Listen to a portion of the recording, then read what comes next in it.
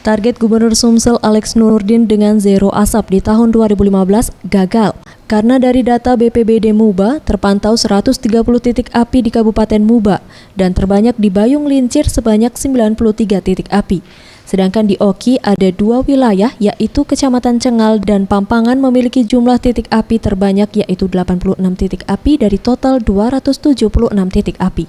Menanggapi lahan yang terbakar setiap tahunnya dan menjadi bagian dari penyakit yang dirasakan masyarakat, Anung Rianta selaku Kabid Sarana dan Prasarana Dinas Perkebunan Sumsel menghimbau agar pemilik lahan melaksanakan tebang tebas dan dikomposkan untuk cara membuka lahan karena lebih menguntungkan.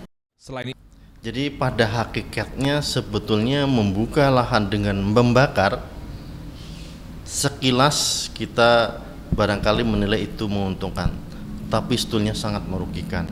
Petani tidak membakar, mereka lebih cenderung dikomposkan. Jadi tradisi kita kan tebang, tebas, bakar, tebang, tebas, terus dibakar. Tapi sebaiknya tebang, tebas, dikomposkan. Nah ini budaya kompos ini sebetulnya budaya sederhana, tapi sangat-sangat bermanfaat, sangat-sangat mempengaruhi ya katakanlah budaya masyarakat itu. Salah satu contoh. Ia menambahkan masyarakat diberikan edukasi dan mensosialisasikan agar tidak melakukan pembukaan lahan dengan cara pembakaran. Ferry Jati Nugroho, Septiawan Rizky, Sriwijaya TV.